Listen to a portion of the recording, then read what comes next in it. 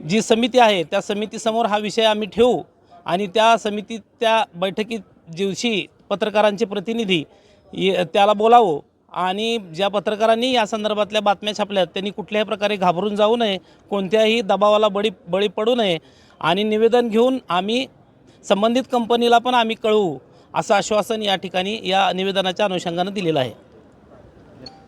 केंद्र सरकार आणि राज्य सरकार यांच्या योजना फार चांगल्या आहेत की ऊर्जा स्रोत या देशातलं वाढलं पाहिजे, परंतु सौर ऊर्जावर जे आधारित पवनचक्की आहेत आपलं धाराशिव जिल्ह्यात आलेले आहेत ते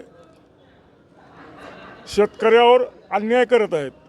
शेतकऱ्यांना कसलीही कल्पना न देता त्यांच्या जमिनी अतिक्रमित करणे, त्यामुळे आणि शेतकरी जर त्यांना विचारायला गेला तर ही पवनचक्कीवाले सगळे त्यांच्यावर दादागिरी करतात। आणि या संदर्भात जर पत्रकारांनी काही बातम्या दिल्या या संदर्भात शेतकऱ्याच्या अन्यायासंदर्भात तर पत्रकारांना नोटीस देण्यापर्यंत ह्या लोकांची मजल गेलेली आहे।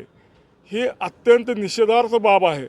विशेष म्हणजे वस्तुस्थितीला धरून पत्रकार बातम्या देतात, या जिल्ह्याचा इतिहास आहे। असे असताना देखील पत्रकारांना नोटीस देणं ह्या पवनचक्कीवाल्यांचा शिरजोरपणा आहे असं मला वाटतं।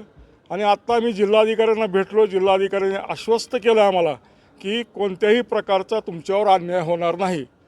त्यामुळे आम्ही त्या कंपनीवाल्यांचा निषेध करून गंगोरा तालुका तुळजापूर येथील शेतकऱ्यांना त्याच्या जमिनीत पवनचक्की कंपनीवाल्यांनी अनधिकृतपणे शेताचं नुकसान केल्याबद्दल आमच्याकडे वस्तुस्थिती सांगितली।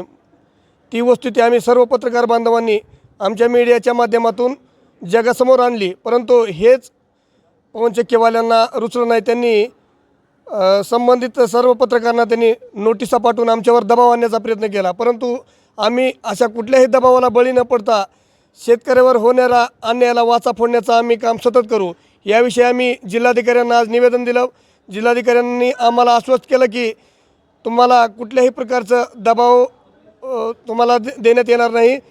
तसे सर्व आम्ही शेतकऱ्यांची बाजू घेऊन व संबंधित कंपनीला शहानिशा करू असे जिल्हाधिकाऱ्यांनी आम्हाला आश्वस्त केलं आहे।